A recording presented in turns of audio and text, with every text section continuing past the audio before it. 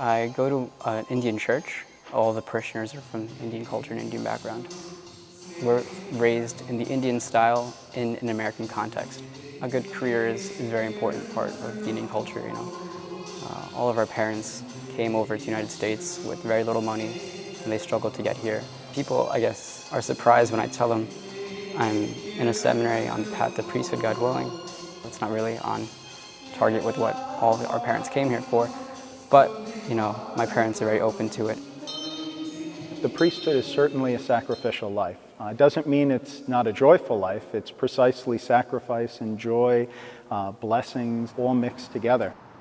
We're here at St. Joseph's Seminary, which is the last 4 years of preparation before ordination to the priesthood. Vocation work in the Catholic Church is basically working with people who think that God might be asking them to give their whole lives in service to the Church and for the glory of God. When I decided to enter the seminary, my family was thrilled. As far as my friends were concerned, most of them were shocked at first when I told them I was going to pursue such a lifestyle. As a young, single, and devoutly Catholic man, you're fairly unique.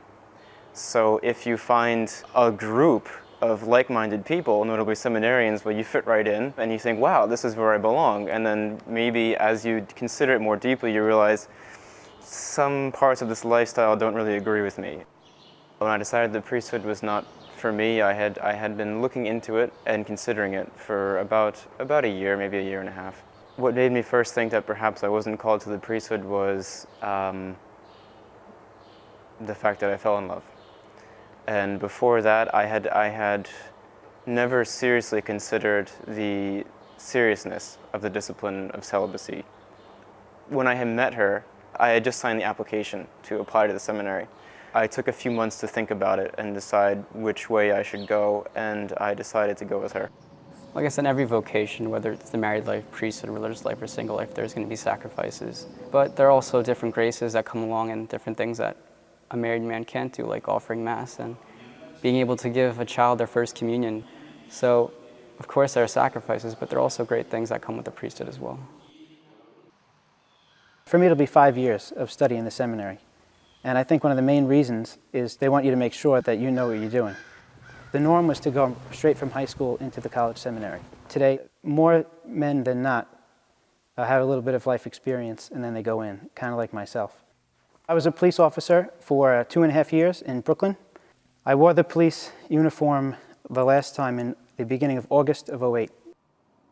This is my summer assignment, so I'm up here for 2 months out of the year. For most of the year, I'm at the seminary in Yonkers. I wouldn't say that the police department drove me to the seminary. That wouldn't be true. But it certainly did, the experiences I had helped to confirm the need for Christ in people's lives. Especially as a new patrolman, you always get assigned to DOA's, death upon arrival. Confronting death is, on a fairly regular basis, is a reminder of the mortality of us all. When I'm about to check out, how would I want to have lived my life if I look back? And asking myself that question, the priesthood is the answer. Right now, I feel a strong call to the priesthood, but during my seminary years, if I have a clear sign that this is not for me, then maybe I'll be a biological father and raise a family. Looking back on my life, I never really second-guessed it. When I first visited the seminary, it was like I had come home. It just felt right, not in a superficial way, but at the core of my being. The challenge really is to continue to live it day by day. So for some people, it's the doubts they go through. For other people, it's just staying the course and being true to what they believe God's asking them to do.